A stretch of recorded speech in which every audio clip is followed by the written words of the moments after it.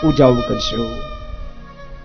ત્યારબાદ પૂજા પૂર્ણ થયા પછી ઠાકોરજી વંદના કરી રસાશક્તિ ન કર્તવ્ય, ભોજન આદિ કરો પણ રસાશક્તિ ન કર્તવ્ય, રસના આદિ નહીં બનશો.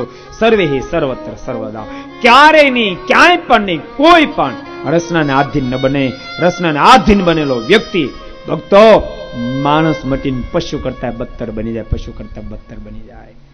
આ દારૂ કોણ ખાય છે? જીભડી. મીઠ કોણ ખવડાવે? શું તમને રોટલા નથી મળતા? તે તમારે ઈંડા ખાવા પડે છે?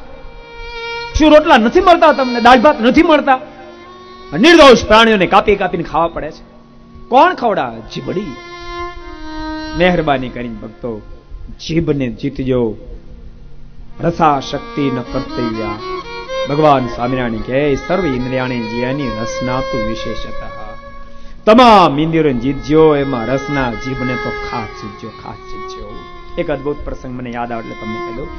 એકવાર સોક્રેટિસની પાસે એક જણો ઊંચા માયેલો દારૂ લાવ્યો અને અર્પણ કર્યો. લો આ દારૂ ઊંચો દારૂ છે. સોક્રેટિસે હાથમાં લઈને દેખતા જ એ દારૂ ત્યાં જમીન પર ઢોળી નાખ્યો. ત્યારે જેને દારૂ ભેટ આપ્યો એના મોઢામાં શબ્દ નીકળ્યા, કેટલો કિંમતી દારૂ હતો, એને તેમ ઢોળી નાખ્યો.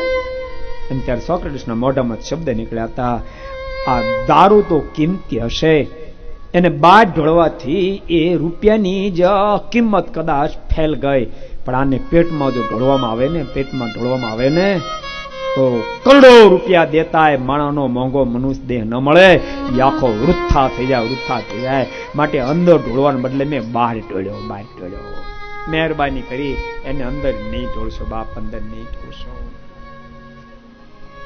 બહુ સનાતન સત્ય કહું છું. જીવન આબાદ જીવ છે.